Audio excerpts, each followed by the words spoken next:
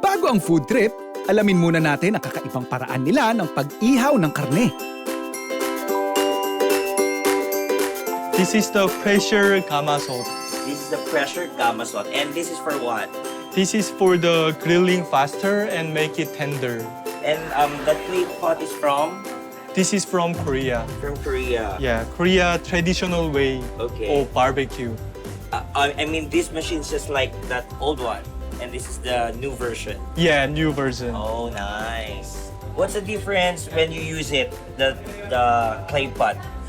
It has more the like charcoal scent inside. And then this one more like the fast grilling, more outside like the crispy texture. Oh, nice. But if you combine them both, Much better. nice. So let's taste it. Okay, let's go. He will introduce to us the best of the best foods of Nami Garden. Go on, Sir Charlie. Yeah, this is our signature barbecue platter. Is this your house? So big. Yes, I like your house. my boyfriend. Ah. So let's start tasting. Yeah. Okay, let's Start start tasting. tasting. You know, my English only lasts for 5 minutes. Me, After that, 3 minutes. Me, 3 minutes. the meat is very tender. Yeah, You're not lying. You're telling the truth. yeah, Are you single? yeah. Single. I'm single too. Wait, What are you going to say? Father, son. And grandfather. Okay. Kuya Jason, Ay, chef is calling me. Thank you so much. I love the food. I love the food. This one is the shrimp and pork barbecue pasta.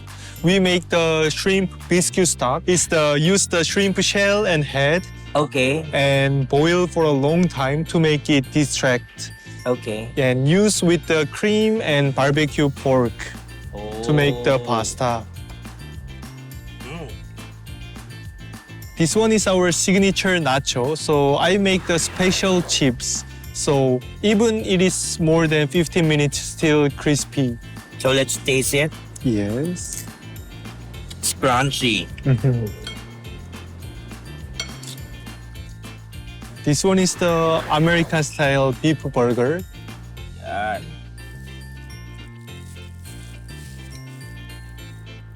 Perfect. I love it. This one is our signature also, honey soy fried chicken. What kind of sauce is this? What kind This of is dip? the garlic dipping sauce. It matches the chicken. No? at parang naubos na ang English mo, Petita. Kaya pa ba? Hirap-hirap ako, guys. Gusto ko magpadoble ng talent fee.